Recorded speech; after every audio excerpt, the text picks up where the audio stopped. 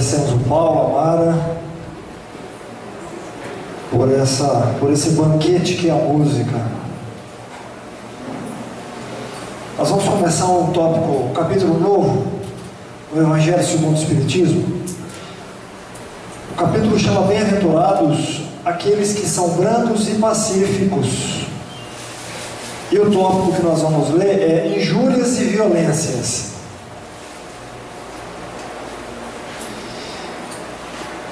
Bem-aventurados aqueles que são brandos, porque eles possuirão a terra. São Mateus, capítulo 5, versículo 4.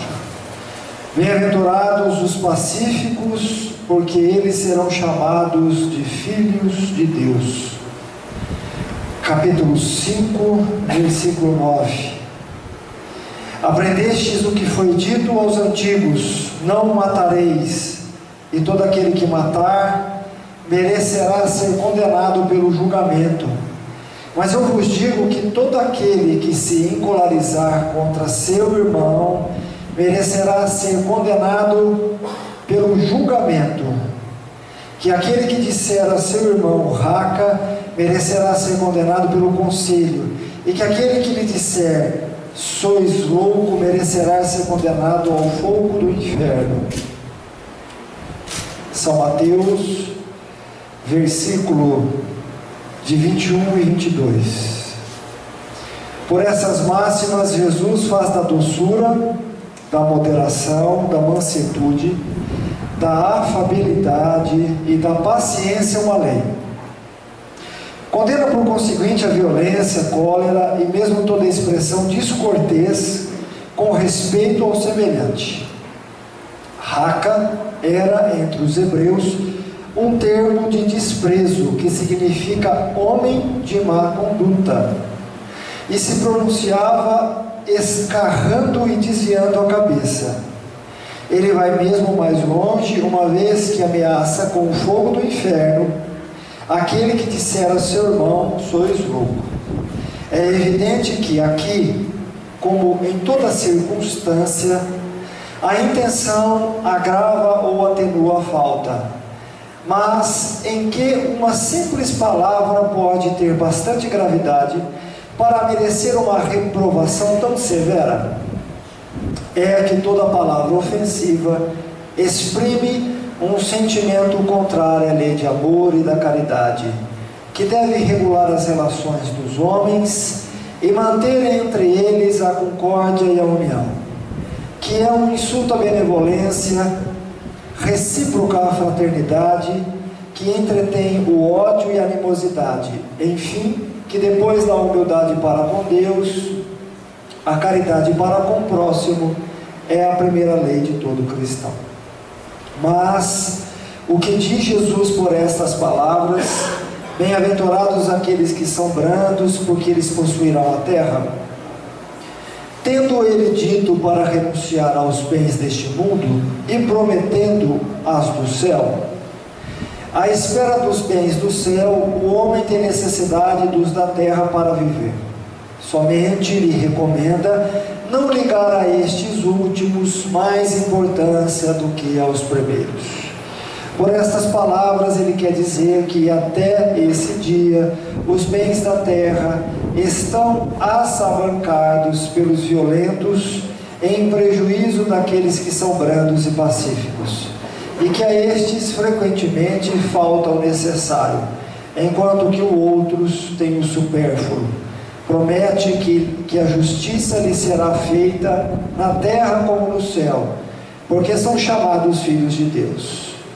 Quando a lei de amor e de caridade for a lei da humanidade, não haverá mais egoísmo, o fraco e o pacífico não serão mais explorados, nem esmagados pelo forte e pelo violento. Tal será o estado da terra, quando, segundo a lei do progresso e a promessa de Jesus, ela tornar-se um mundo feliz pela expulsão dos maus.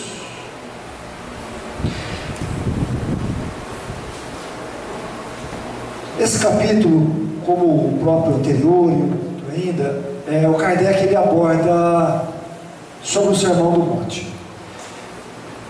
E E na verdade o Sermão da Montanha, o Sermão do Monte, se nós estudarmos com certa profundidade, nós vamos ver que Jesus, ele ditava regras de ouro à humanidade, regras espirituais, que no qual, através do nosso comportamento, da nossa mudança, da nossa vontade, da nossa fé, nós nos tornaríamos bem-aventurados a partir do momento que nós buscássemos a justiça de Deus. E não só a justiça de Deus. Hoje, através do Espiritismo, nós compreendemos as leis de Deus. E essas leis que regem todo o universo, como também regem o nosso mundo interior, porque estas mesmas leis estão na nossa consciência. Então Jesus, quando ele falava das bem-aventuranças, e nesse novo capítulo, nesse tópico chamado injúrias e violências, na verdade, o que Jesus ensinava para todos nós? Ele ensinava que o reino de Deus, ele está nos nossos corações, e o reino de Deus simboliza o despertar das nobres emoções, das virtudes. Se a gente pegar hoje o contexto científico, e principalmente se nós pegarmos um ramo da ciência médica, chamada neurociência, nós vamos ver que esse ramo da ciência, ele estudou muito o comportamento humano, ele estuda muito o cérebro e as nossas ações e as nossas emoções. E quando a gente passa a estudar este ramo da ciência e vê ali as suas descobertas, principalmente no campo da fé, no campo das emoções, nós vamos perceber, nós vamos analisar e chegar à conclusão que a neurociência hoje, ela comprova cientificamente tudo aquilo que Jesus abordou. Tudo aquilo que Jesus abordou. Por que eu estou dizendo isso? Porque hoje, mudar as nossas emoções, sermos brandos, mansos, através da oração, através da meditação, hoje é comprovado cientificamente que esses indivíduos que no qual tem esse tipo de comportamento se protegem de inúmeras doenças físicas e psíquicas. Por curiosidade, se nós formos buscar aí uma pesquisa no Google, a gente vai ver um monte a respeito de gratidão e o cérebro físico, o sentimento de gratidão, o que ocorre no nosso cérebro, no nosso organismo. Nós vamos ver aí no campo da fé, ter hábito de orar, hábito de meditar. Isso tudo produz no nosso organismo um grande bem-estar. E é nesse bem-estar que não é só físico, né? Ele também é mental, é que nos dá realmente um suporte para vivermos neste planeta Terra, neste mundo que é um mundo de imperfeições, de dificuldades, de adversidades, de egoísmo, de orgulho e de inúmeros sentimentos e atitudes que ainda nos levam muito mais à barbárie do que ao estado espiritual. Então, quando nós estudamos as bem-aventuranças, quando ele fala para sermos brandos, quando ele comenta que os brandos são os bem-aventurados, os pacíficos serão chamados filhos de Deus, o que Jesus estava falando para nós? O que Jesus intimamente estava falando para nós? Para cultivarmos as emoções que nos aproximam e que nos ligam ao Criador. Emoções que nos sustentam. Emoções que são verdadeiros tesouros para o nosso coração. Porque nesse mesmo ramo da ciência, a gente percebe que quem tem fé, indivíduos que fazem um trabalho voluntariado, que tem fé, que tem crença, que ora, que é manso, segundo pesquisas da neurociência, tem uma maneira diferente de se portar diante das adversidades daqueles que não cultivam nenhum sentimento de espiritualidade. E até a reação no organismo de indivíduos que têm uma crença, que têm uma fé, que têm um sentimento de espiritualidade, na hora da doença, a reação do organismo desses indivíduos é diferente. A reação é diferente. Reage de uma forma mais rápida. Então, quando Jesus comentava isso conosco, na verdade, ele estava ditando para nós uma maneira salutar de vivermos neste mundo e de nos ligarmos ao Criador. E mais do que isso, o que Jesus falava? O que ele foi mais além? Nós sabemos hoje, isso é comprovado cientificamente, nós sabemos que os nossos pensamentos, eles geram as nossas emoções, que essas emoções, elas vão gerar um processo interno no nosso organismo. Um processo, conforme eu penso, conforme eu sinto, essas emoções vão gerar um estado, ou feliz, ou infeliz, ou deprimente, ou alegre, dependendo da reação e do conteúdo psíquico de cada um de nós aqui. Essas emoções, elas podem gerar vibrações pesadas pelos nossos pensamentos e por essas emoções que vão inundar a nossa corrente sanguínea, que vão inundar todas as nossas células. São essas emoções, se não forem salutares e benéficas, elas podem gerar em nós um estado ou de depressão ou de uma doença física. Ou de uma doença física. Porque nós edificamos isso. Então Jesus estava nos ensinando o cuidado que nós deveríamos ter com as nossas emoções, o cuidado que nós deveríamos ter de como nós temos que nos tratar. Qual a maneira benéfica de nos tratar? E não só nós, como ele coloca aqui, mas aqueles que nos cercam. Já pararam para analisar o quanto que as pessoas estão violentas? Quantas injúrias nós jogamos nas pessoas, em nós? Quanta violência? E já parou para analisar que essa violência, essa injúria, todas essas emoções, isso nos gera um estado extremamente de infelicidade? De infelicidade. Quem é que aqui não se encontra infeliz, incapacitado? Mas porque por dentro de si é violento. Ele é violento. E automaticamente ele vai ser violento com aqueles que o cercam. Então, construir o reino de Deus, ser um bem-aventurado, ter felicidade, porque bem-aventurado que ele coloca aqui é ser feliz. Se você quer ser feliz, Jesus está dizendo literalmente, seja brando, seja manso, não reaja de forma grosseira, impulsiva, imediatista, não reaja de forma imprudente, instintiva, porque tem uma coisa no universo chamada lei de causa e efeito.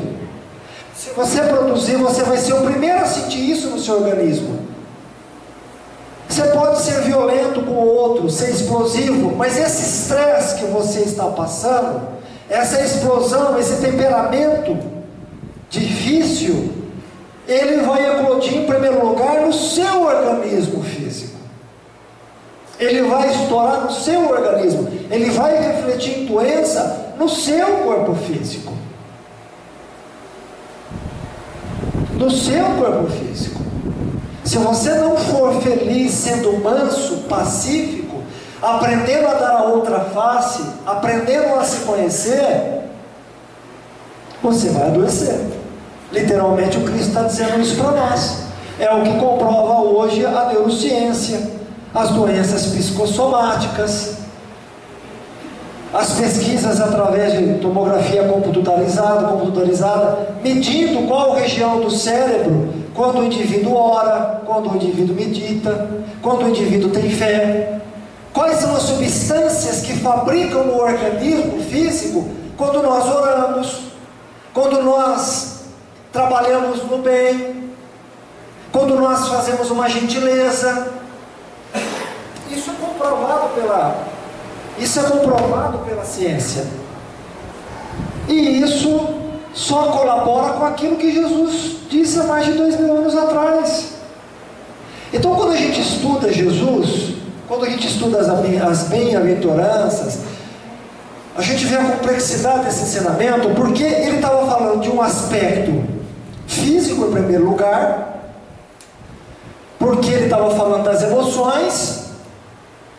Ele estava falando das emoções, a forma como você tem que se tratar, a forma como você tem que se amar para que você possa amar ao próximo. E essas emoções, elas vão te gerar um grande bem-estar. Então ele está falando da parte física, ele está nos ensinando a lidar com as nossas emoções, porque são essas emoções que vão direcionar a nossa existência. E na verdade é as emoções que vão direcionar a nossa existência. Então ele estava falando em primeiro lugar do campo físico. Depois ele estava falando do campo emocional. Conhece as emoções, sintam elas. Por que é importante a gente sentir elas? Porque a emoção, ela nos dá um estado interno no qual nós nos apresentamos. Por exemplo, a gente é educado, infelizmente, quando fala de raiva, de não sentir. Mas quem disse que a raiva é ruim? Quem disse que a raiva é ruim? Parece contraditório, mas não é. Eu vou explicar. O egoísmo. Na verdade, quando eu me magoo com alguém, o que esta emoção quer dizer para a minha razão? O que a minha emoção, naquele momento, aonde eu me magoei, quer dizer para a minha razão? Reflexão, perfeito. Reflexão. Medita, por que você se magoou? O que aconteceu? Então a mágoa, ela tem o seu estado vital. Aonde ela passa a ser ruim, pessoal? Aonde a mágoa passa a ser ruim? Quando eu não tenho estado refletivo. Quando eu não analiso por que eu estou magoado, o que me feriu, o que aconteceu, e eu não saio desse processo, dessa emoção. Eu deixo isso perdurar uma semana, duas, na terceira eu já estou doente. Eu já estou estressado. A raiva, ela também não é ruim, porque a raiva, ela também é vital. Por exemplo, a gente pode sentir raiva pela injustiça, pela corrupção. Me dá uma raiva, mas me dá uma raiva de ver essa corrupção pela injustiça. Mas essa raiva, ela não pode se tornar vingança. Essa raiva não pode se tornar ódio. Porque senão o que ocorre? Eu me comprometo. Eu me comprometo. O egoísmo, a mesma coisa. Porque egoísmo simboliza amor próprio. Mas é importante ter amor próprio. Você sabe o que é ruim no egoísmo? Sermos egoístas? É quando nós só pensamos em nós. Eu estou pensando no meu bolso, eu estou pensando só nas minhas oportunidades. Isso é ruim. Mas o amor próprio não. Por quê? Porque até aqui eu posso ir com a pessoa, mais adiante não dá. Mais adiante eu vou me prejudicar. Então é o amor próprio me dizendo. Agora o egoísta, o sentimento ele se torna ruim quando eu só penso em mim. Penso em tirar proveito, eu só penso no meu bem-estar, uso das pessoas para que essas pessoas possam só fazer aquilo que eu quero. Isso é egoísmo, isso é ruim, esse sentimento. Então todo sentimento, toda emoção, ela é vital. Como é que nós vamos lidar com isso?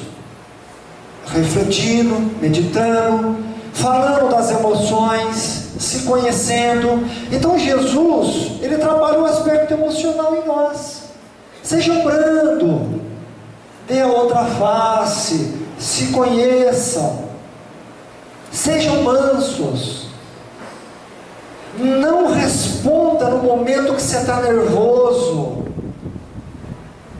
Não reaja no momento no qual é delicado, que te pede você trabalhar a tua respiração, de você sair daquele momento para dar uma resposta.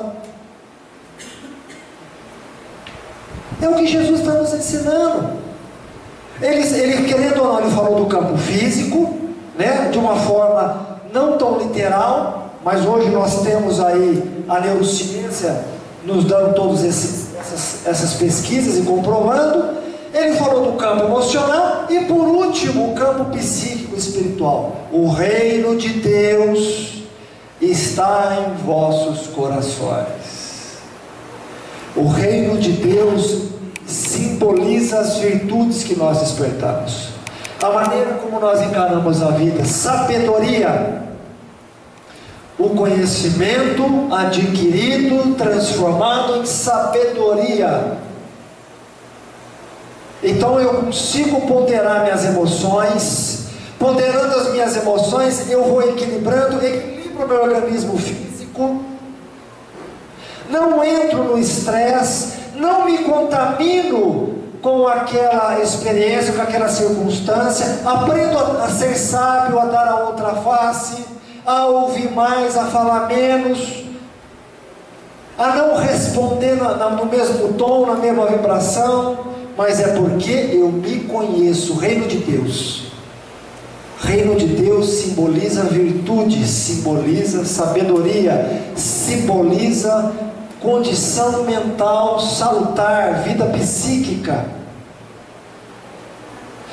Por que Jesus falou isso? Porque tudo que pensares, o pensamento é vida, e tudo que a gente pensa, nós plasmamos.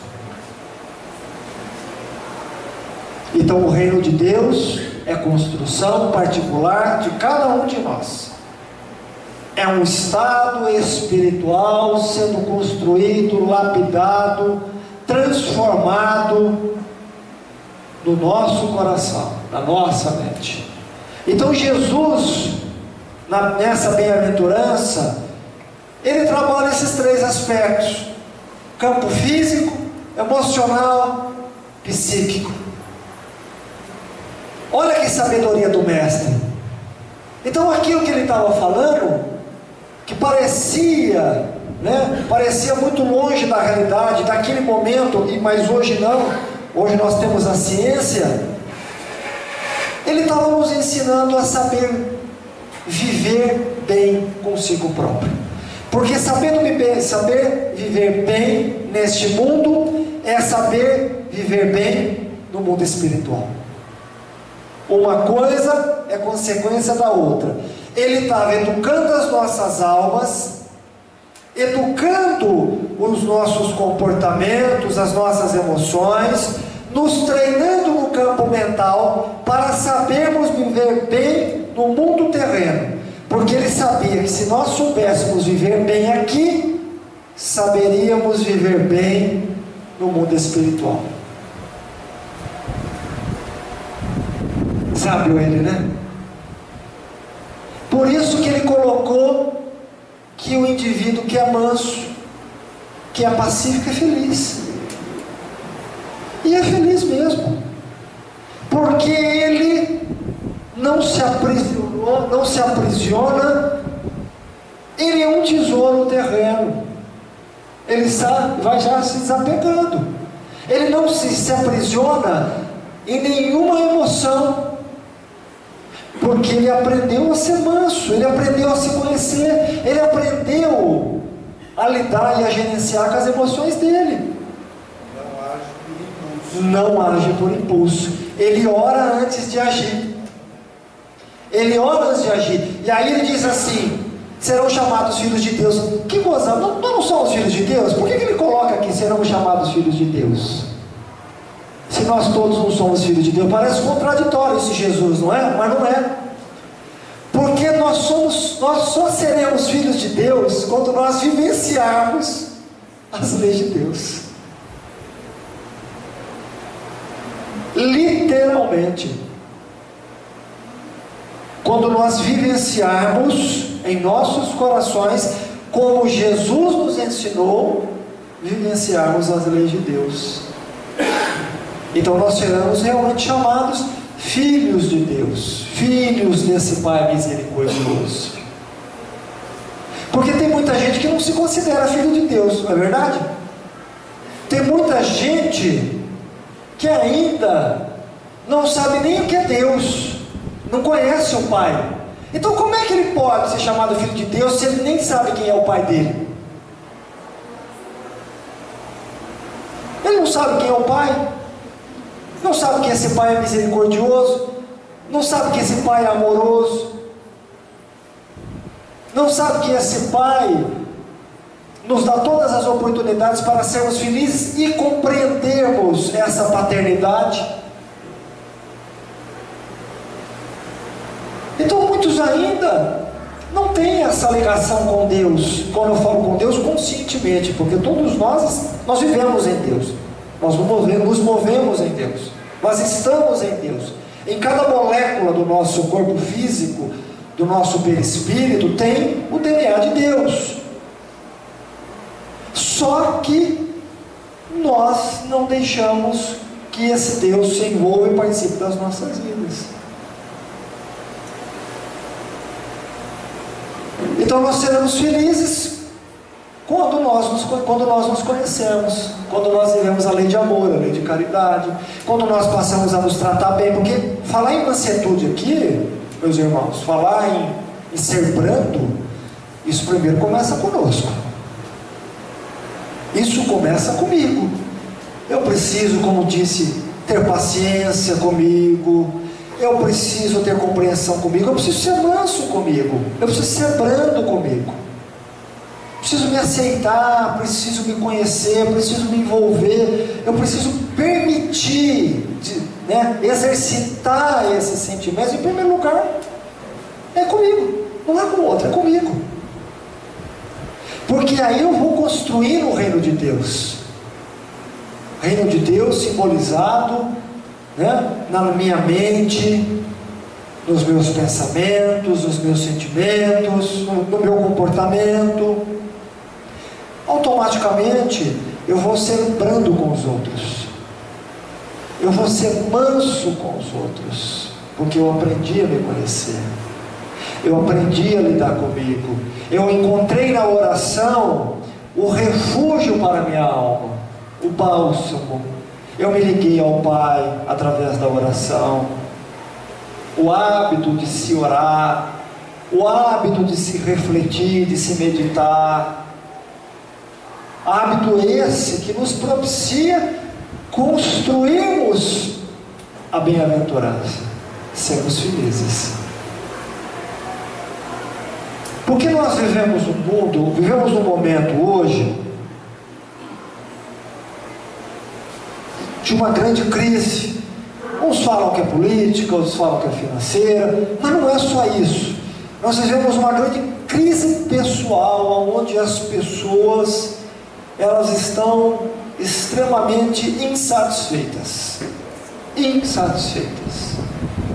aonde elas estão e se encontram numa grande crise existencial, aonde elas não encontraram sentido para as suas existências, e aí elas se entorpecem de euforia, elas se entorpecem de consumismo, elas se viciam em emoções, e emoções ligadas aos prazeres terrenos, aos vícios, às paixões, para poder encontrar momentaneamente um pouco de paz.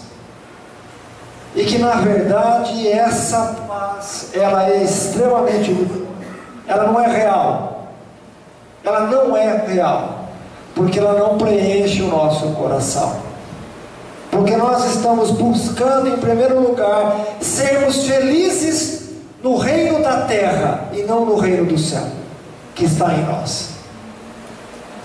Nós queremos ser felizes no reino da terra e somente no reino da terra. Então é onde eu posso amontoar, aonde eu posso somente ter cada vez mais e cada vez mais. E quando eu não consigo ter, quando eu não consigo realizar aquelas sensações, eu entro num processo de queixume e reclamação que não tem tamanho. Que não tem tamanho. Porque eu quero cada vez mais. Eu quero amontoar cada vez mais. Eu preciso ter. E esse ter, ele só é um fenômeno realizado no reino da terra. E eu me esqueço que eu sou um espírito imortal, que antes de ter, eu preciso ser. Eu preciso ser mais amoroso comigo, eu preciso ser mais compreensivo com as minhas dificuldades, eu preciso ser paciencioso com as minhas dificuldades, eu preciso me perdoar, porque ainda sou um ser falho, para também perdoar aqueles que me cercam. Então nós nos esquecemos de buscar e construir o reino do céu. E as pessoas geralmente, elas sempre colocam em primeiro lugar o reino da terra. Em primeiro lugar, eu preciso ter uma condição melhor para depois ajudar os outros. Eu preciso ganhar na loteria para depois construir aquela instituição que eu quero. Eu preciso ganhar dinheiro em primeiro lugar, antes de eu ter um tempo para a minha parte espiritual. Então a gente sempre está no reino da terra, a gente sempre esquece o reino do céu. Só que a gente só vem lembrar o reino do céu quando a gente adoece, e é interessante esse processo. Aí quando nós perdemos a saúde, aí quando ocorre uma separação, porque o casal só ficou preocupado em ter, aquela relação nunca foi cultivada verdadeiramente, e aí quando há uma crise econômica, que então se fecha as comportas da parte material, aí é um grande abalo, há uma separação, amigos deixam de bater as nossas portas, aí vem o desespero, porque como eu não cultivei o reino do céu na minha mente, aí eu não tenho estrutura, porque eu não conheci as minhas emoções, eu não sei quem eu sou, eu não conheci a minha verdade, eu não conheci a minha essência, eu não consegui entender, não entendi o sentido da vida, aí adoeço, aí vem o desespero. E muitas vezes nesse desespero vem o suicídio, vem a loucura, vem a insanidade, porque eu preciso manter aquela realidade, eu preciso manter o reino do ter. Mas nós nos esquecemos que a vida ela é feita de altos e baixos. A vida terrena ela é assim, porque o dinheiro ele passa de mãos em mãos. Os problemas acontecem, porque nós estamos num estado do quê? De evolução. De evolução. E aí eu não aceito perder. Eu não aceito aquela condição. E vou fazer de tudo para manter aquela condição. Só que esse fazer de tudo vai nos levar realmente às maiores loucuras. Às maiores insanidades que estão estampadas e que nós vemos todos os dias nos nossos noticiários, na nossa mídia.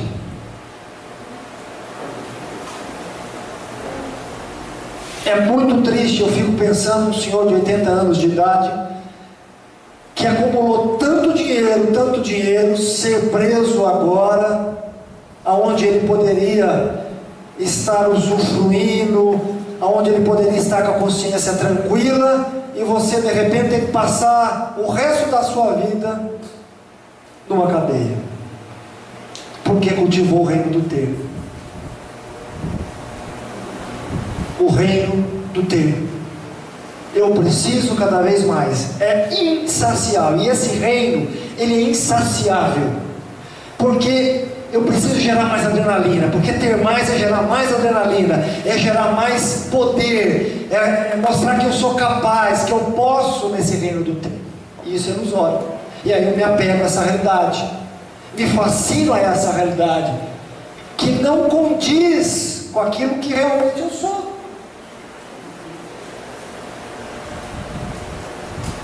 Vai se tornar um bem-aventurado? Será que esse indivíduo desse é feliz? Ser preso aos 80 anos de idade? Ou ser preso numa história política bonita, mas quando chega ao poder, se perde completamente? Ele chegou à glória, chega-se à glória, porque as pessoas, veem esses indivíduos como heróis da nação brasileira, mas ao mesmo tempo, quando chegam ao poder, se embanandam a tal ponto, se enganam a tal ponto, se iludem a tal ponto, que eles nunca acham que vão ser descobertos. Acham que são detentores máximos e que não vai ter nenhuma impunidade contra eles, não vai haver nenhuma pena. Aí você chega no final da vida e é preso. Aí eu digo, o que valeu de tudo? Que felicidade é essa? Que felicidade é essa?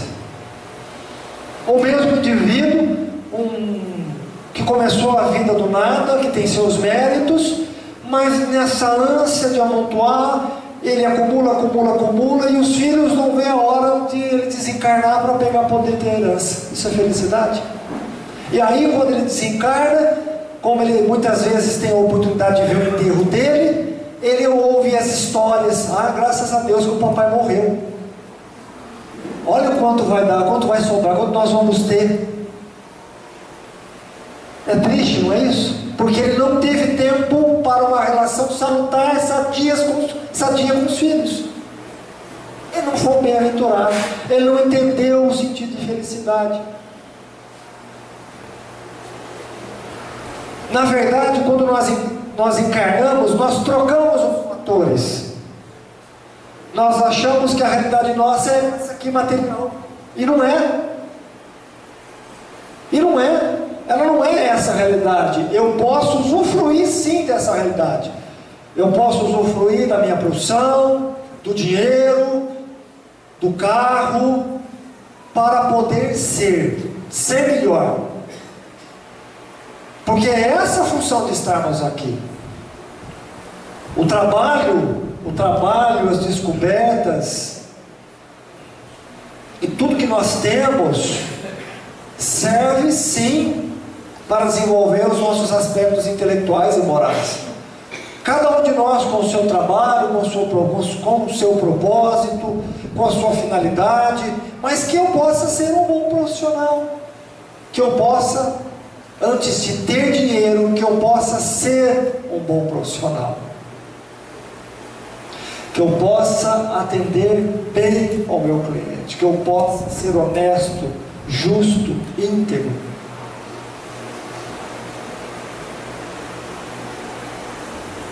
Então nós estamos presos a um corpo de carne, a uma matéria densa, nós somos essa matéria hoje, nessa realidade, para construir o nosso ser, para sermos um indivíduo integral, no todo, conosco, bem conosco, um desenvolvimento intelectual e moral. Aí nós nos tornamos felizes.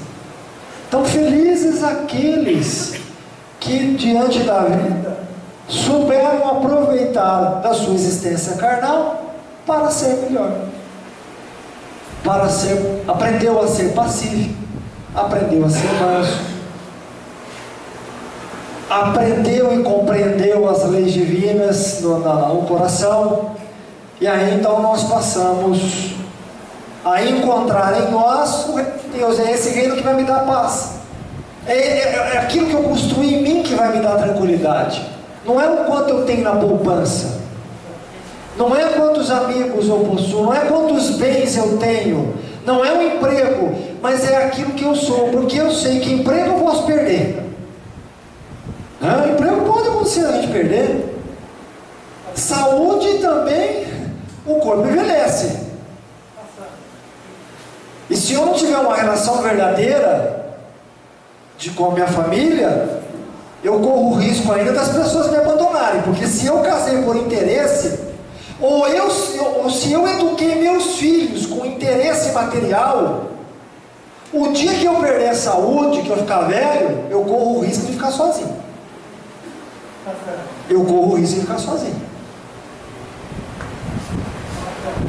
Amigos, eles vêm e vão embora, porque a vida é assim, a vida é uma estação.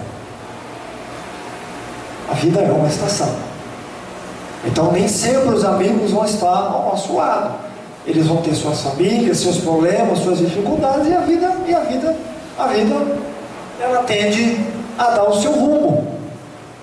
Mas aquilo que eu sou por dentro, aquilo que eu construí em mim, a minha alma, aquilo ninguém pode me tirar.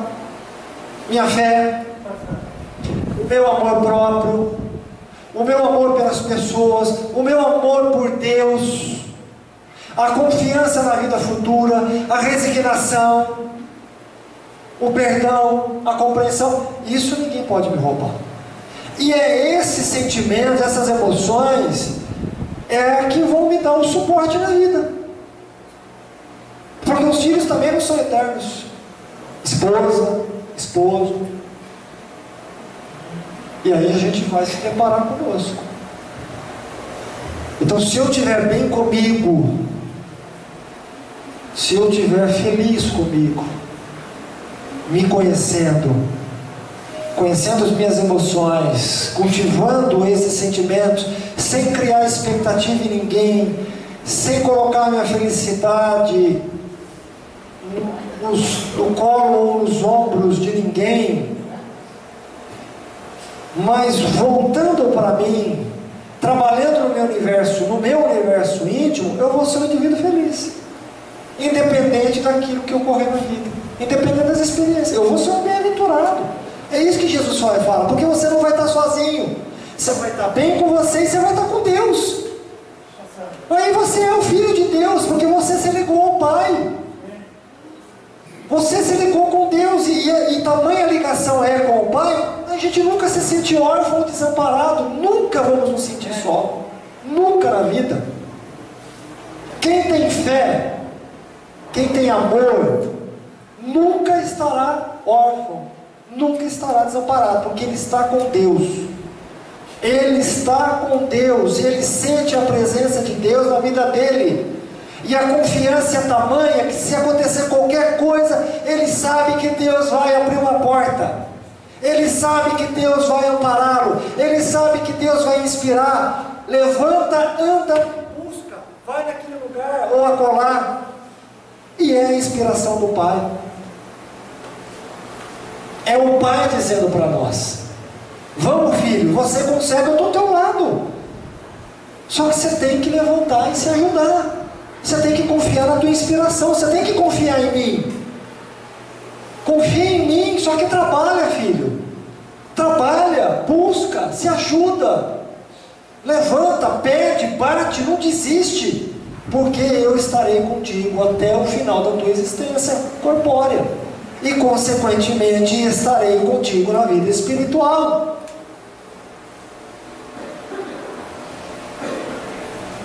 Esse é um trabalho de bem-aventurança, e é individual. Ele é individual. Ele não é passado de pai para filho. Cada um tem que exercitar isso em seu coração. Só que nós podemos ensinar as pessoas. Seja um bem-aventurado, seja resignado, tenha compreensão, porque se as tuas provas e expiações, das tuas aflições, elas não têm, né, elas não correspondem agora nessa existência, elas estão lá atrás. Se elas não estiverem lá atrás, elas estão aqui, segundo as suas ações. Mas muda, edifica, constrói, trabalha, se ama os outros. Vocês querem um sentimento que mais nos conserva no momento que nós estamos passando? No momento de dificuldade, no momento de crise, porque quando pega na parte material nossa, todos nós entramos em desespero, não é isso? Todos nós. Vocês querem saber de um sentimento que nesse momento que a gente passa de dificuldade, incerteza, para onde vai o nosso país, o que vai acontecer? É a fé. A fé. Quem tiver munido de fé, armado de fé, de amor e trabalha no bem, verdadeiramente, esse está tranquilo. Verdadeiramente. Esse está tranquilo, porque ele sabe que Deus vai abrir um caminho, e esse caminho que abrir, ele compreende que não importa se é pouco, se é muito, ele vai agarrar aquela oportunidade, porque é aquilo que ele precisa aprender naquele momento. A vida é assim, e a vida é assim. A gente tem que aprender a viver conforme as necessidades no qual nós passamos, seja no campo financeiro, emocional, espiritual, não importa. Está acontecendo isso, é porque eu tenho que aprender alguma coisa. Eu tenho que construir essa bem-aventurança em mim. Eu tenho que ser feliz da melhor maneira possível. Agora eu vou ser triste porque eu não posso comprar aquele carro agora. Eu vou ser triste porque eu não vou ganhar aquela promoção agora. Ou se de repente o meu salário foi diminuído. Eu estou falando somente da parte material, porque o que pega mais em nós ainda, como nós estamos presos mais à parte material, estou falando ainda só da parte material. E depois aí entra as emoções. É uma doença que vem, é uma separação, é um filho que adoece, é uma dificuldade na relação humana, numa relação consigo próprio. Aí é uma parte espiritual, que é um processo de auto-obsessão, obsessão espiritual, e assim vai caminhando. E assim vai caminhando.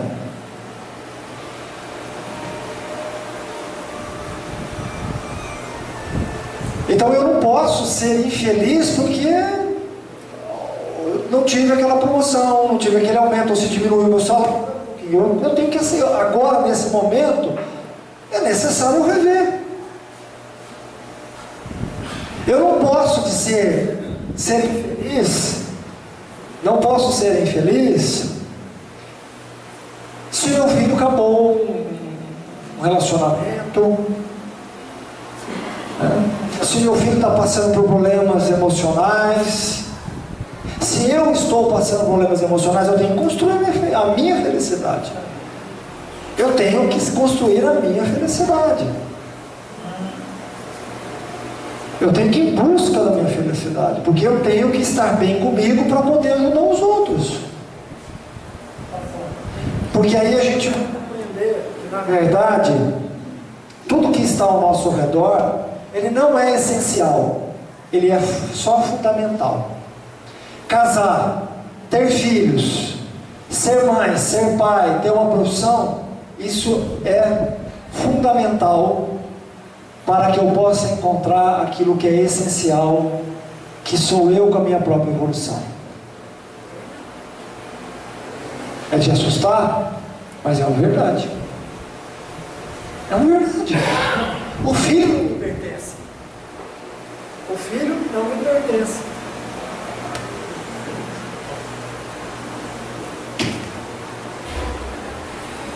O filho não me pertence. O filho não é meu. Ele não é meu. Mas se meu filho é filho de Deus. Ele é um ser, uma individualidade que ele faz parte agora. Ele faz parte agora da minha família, dessa família. Que é o que nos ensina a doutrina. Que é o que nos ensina a doutrina. O filho é essencial para a minha vida? Não, ele é fundamental, ele não é essencial. Essencial sou eu. Essencial sou eu. Isso é ser egoísta? Não. É porque, na verdade, eu vou ter que responder perante as minhas obras. Sou eu com a minha consciência. O filho é fundamental. Ele vai vir, eu vou aprender a educá-lo, eu vou aprender a ser pai, ser mãe, mas ele não é essencial. Eu não posso viver para o meu filho. E quem vive para o seu filho está errado. Me desculpe, mas está errado. O filho tem que ser educado. O filho tem que ser educado, orientado para a vida. Porque ele só é fundamental. Essencial sou eu. Eu tenho que responder pelas minhas atitudes, pelos meus talentos. Eu tenho que responder pelas minhas ações, por aquilo que eu semeei. Eu tenho que ser feliz pelo amor que eu dei às pessoas. Certa vez chegou uma mulher ao Chico Xavier e disse assim: ah, Chico, o meu filho não valoriza, não me valoriza, meu marido não me valoriza, ninguém me valoriza, Chico. O Chico pegou no braço dessa mulher, olhou bem no olho dela e disse assim: minha irmã, se nutra do amor que você dá aos teus. Se nutra. Não peça esse amor de volta. Não peça. Essas pessoas então são fundamentais para você constituir o amor em você. Mas não peça. É o que nós fazemos. Quando a gente coloca a essência nos outros, a gente pede. Sabe por que a gente pede? Porque isso não foi criado em nós. Ah, ninguém me reconhece. E a gente ouve muito disso. A queixa da maioria das pessoas é reconhecimento. Mas pera um pouquinho, você está fazendo por reconhecimento? Você está fazendo por ser reconhecido? Está errado. Está errado. Você não tem que pedir reconhecimento de ninguém. E ninguém tem que dizer: oh, muito obrigado, você foi muito bom. Isso é vaidade. Você não está fazendo porque você quer. Você está fazendo por vaidade. Você está fazendo aí sim para alimentar teu ego. Para que as pessoas continuem te cercando e dizendo: não, você é insubstituível. Você é uma pessoa formidável, maravilhosa. Aí a gente vai alimentando o ego, vai alimentando a vaidade, vai acreditando nesse amor próprio de uma forma exacerbada, e aí, pumba, passa uma rasteira, e aí a gente cai na realidade. Sabe por quê? Porque a gente precisa se reconhecer em primeiro lugar. Estou fazendo porque eu acredito nesse sentimento. Estou fazendo porque quero ser melhor. Estou fazendo para que eu compreenda o amor de Deus em meu coração. Porque se você pedir reconhecimento, se você colocar expectativa, a frustração é muito grande. E aí a gente nós estamos canalizando a nossa energia de modo errado. Volta para você. Porque nós somos essencial. Quando você coloca que os outros são essencial, aí realmente você não vai se nutrir daquilo que você está fazendo. Você não vai ser feliz. Você vai sempre fazer para agradar os outros, para ficar alimentando tua vaidade e teu ego. E alimentando muitas vezes o papel de autocompaixão, de autovitimismo, da doença chamada coitadismo. Agora, quando nós nos reconhecemos como essência, como espírito, eu compreendo que eu venho aqui para ser melhor. Compreendo que eu venho aqui para me conhecer, para me identificar em mim as minhas imperfeições. Aí eu vou ser um bem-aventurado. Aí eu vou ser feliz. Eu sendo feliz comigo, eu vou tratar meus filhos bem, eu vou tratar minha esposa bem, eu vou tratar as pessoas bem, amorosamente. Agora, se eu fizer ao contrário disso, nada vai ser verdadeiro. E uma hora nós nos tornamos estúpidos. Ah, mas o fulano era tão bom, né? Mas o fulano fazia bem as pessoas, tratavam tão bem, agora está diferente, está mudado. Não, na verdade, não é que ele está diferente, está mudado, ele sempre foi assim. Por dentro ele sempre foi assim. Porque ele esqueceu de se amar. Ele esqueceu de ser feliz. Ele esqueceu de se ajudar, de ter paciência, de começar tudo isso com ele, no campo do eu dele. Agora ele está insuportável. Na verdade a máscara dele caiu. Então, para sermos bem-aventurados, é necessário começarmos conosco, nos tratarmos bem, porque senão nós estaremos presos a inúmeras violências. Violência emocional, violência psicológica, violência física e assim por diante. E aí nós estaremos no olho por olho, dente por dente, e só não vai tornar um indivíduo, não vai ter um indivíduo que vai ter um olhar, né? Vai ser todo mundo cego. Porque se a gente fizer olho por olho, dente por dente, todo mundo vai ser cego, né? E a cegueira nos leva ao sofrimento, nos leva à injúria e nos leva aos apegos materiais, nos arrastando as dores das nossas almas. Só para finalizar, ele diz que bem-aventurados os pacíficos, porque eles possuirão a terra. Para a gente poder só finalizar isso e entender que eles, que os brancos e pacíficos possuirão a terra, porque na verdade o que a gente tem que compreender é que nós estamos no estado de evolução.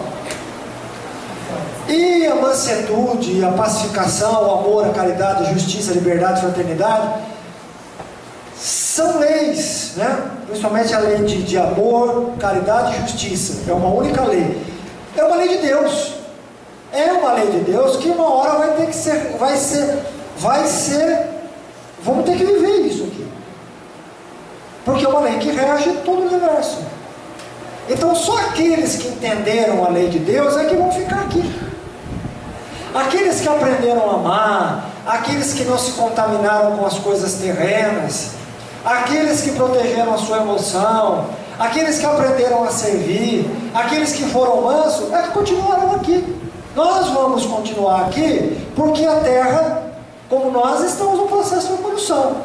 Aos maus, aos ignorantes, como a gente sabe, pelo processo de imigração, de exílio, esses vão embora do planeta. Eles serão convidados compulsoriamente a sair do planeta Terra. Aqueles espíritos ignorantes, aqueles espíritos que usaram da inteligência para extorquir, para o poder, para manipular, para causar sofrimento e dor alheia, e não souberam aproveitar as inúmeras existências aqui terrenas, eles serão convidados a se retirar. Aí a Terra, o que vai acontecer com o planeta? Ela vai se tornar um planeta melhor. A Terra vai mudar, porque nós estamos mudando, nós estamos evoluindo, nós estamos nos educando. Então uma hora vai acontecer. Não é que uma hora, isso já está acontecendo. Isso já vem acontecendo pouco a pouco, mas já vem acontecendo. Não é que acontece de uma hora para a outra. Esse é um processo que vai acontecendo aos poucos. Vai acontecendo aos poucos. Então os pacíficos, os brandos herdarão a terra. A terra será populada, povoada por seres que vão aprender a amar, aprender a servir. E aqui então vai reinar aqui a lei de Deus. Vai reinar a lei de Deus. E quando isso acontecer, não terão mais prisões, provavelmente não terão mais abrigos, não terão mais casas que cuidam dos nossos irmãos idosos, não terão mais hospitais, não terão mais juízes, promotores, porque saberemos vivenciar a lei de Deus. Você vai ficar desempregado? Não vai não. A gente arruma outro. Brincadeira. Os advogados, não fiquem preocupados, a gente arruma outro. Os médicos, vai ter muito serviço em outras áreas, mas isso vai demorar. É uma brincadeira, mas vai demorar muito. Isso é lento, gradativo, E nós precisamos lutar pela justiça, pelo amor, pela caridade. Precisamos levantar essa bandeira para termos uma sociedade melhor. Se nós queremos isso e esperamos isso, eu falei de políticos, falei de empresários, mas eu quero dizer que na verdade os políticos nos representam. Então, se não mudar a sociedade, se nós não nos conscientizarmos, se a gente não buscarmos a nossa melhora, e principalmente nós temos que acabar no Brasil a cultura da vantagem. Essa cultura da vantagem é muito forte ainda na nossa sociedade. Nós queremos tirar proveito de algum momento, e quando a gente quer tirar proveito de algum momento, a gente se torna corrupto. Nós nos corrompemos, infelizmente. E ser corrupto, a gente acha que é sempre nas grandes proporções. O indivíduo é corrupto, ele roubou, desviou 100 bilhões. Não, para Deus, um ato de corrupção pequeno e grande, para ele a intenção é a mesma. Porque quem faz um ato de corrupção pequeno, você pode ter certeza que se ele tiver a oportunidade para fazer uma grande, aquilo vai coçar. E eu não estou falando só do dinheiro. Não estou falando só de dinheiro, não. Tá? Eu vou contar uma história para a gente encerrar.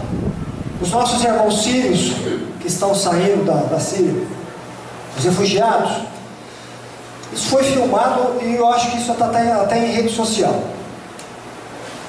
Um jovem alemão, ele viu um casal de sírios com um monte de crianças, com as crianças. Então parou para poder ajudar. Parou para poder ajudar. E aí no diálogo que foi travado, ele disse: olha, entra, eu vou te ajudar, isso, aquilo. Quando você está com seus filhos, ele olhou para trás e disse o seguinte: olha, eu agradeço a ajuda, só que os meus filhos não são diferentes dos filhos daqueles que vêm de trás. Agradeço muito a ajuda, mas eu vou continuar com o meu povo. Será que nós teríamos esse comportamento? Ele não foi ético? Ele poderia dizer: não, é lei da sobrevivência, mas ele usou de uma coisa chamada ética, espiritualidade, consciência, compaixão. Ele não foi corrupto, porque se ele aceitasse, ele teria toda a justificativa do mundo para aceitar, porque ele estava passando por dificuldade, os seus estavam passando por dificuldade. Ele seria corrupto. Ele foi condizente à lei de Deus. Dai a Deus o que é de Deus e a César o que é de César. Nem sempre o que dá a César é condizente com a lei de Deus. Mas antes da gente dar a César, nós precisamos dar a Deus. Porque nós não somos diferentes das pessoas. Aonde a gente quer ter privilégios, furar a fila, ou ter o QI, aquele que indica, que encurta os nossos caminhos, a nossa trajetória, nós estamos sendo corruptos. Nós estamos sendo corruptos.